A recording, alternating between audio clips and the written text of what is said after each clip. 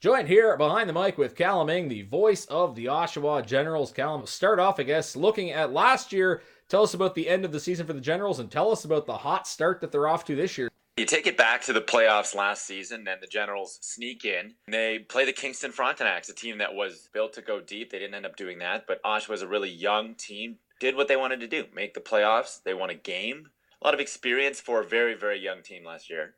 You transfer over to this season, the thought is, okay, it's a young team still, mostly first and second year players. And we think, okay, well, maybe it's going to be a building year. Maybe they can win a playoff series. And I know the team wanted to be top half of the conference. Lo and behold, at this point of the season, the team has risen to the top of the Eastern Conference. It's obviously a successful start to them. It's something that's come up in a lot of the conversations I've had, play-by-play guys around the OHL, the East-West disparity. I think the Generals, when they won the Memorial Cup, were the only team to really crack that a few years ago. How much of a factor do you think that is in this rise this season, or is this a team that can play with the teams in the West?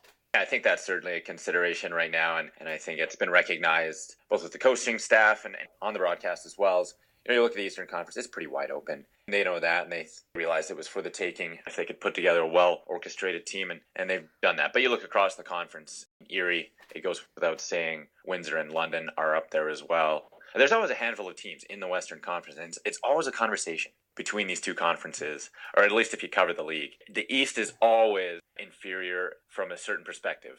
Sometimes teams will burst through that inferiority complex and win like the Generals did 2 years ago, but certainly the Western Conference, well built, and a lot of those teams continue to roll year over year. I wanted to ask about players drafted into the NHL. By my count, you've got three. Anthony Cirelli, Tampa Bay, Riley Stillman of Florida. I don't know if there's a relation to Corey there. And Mitchell Van Sample for the Islanders in round 3 as well. Tell us about those guys.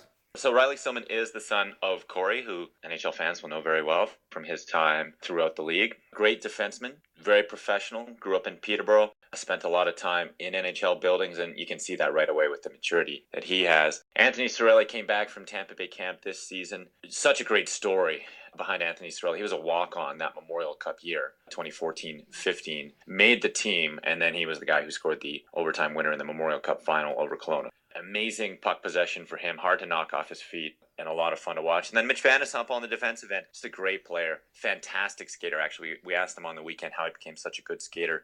He was working with Dwayne Blaze in London as early as 7th grade on his skating every single day, and it's really paid off for him as a selection in the NHL draft. Certainly those two, Van Sample and Cirelli, probably won't be with the Generals next season. My guess is that they're playing professional hockey somewhere else.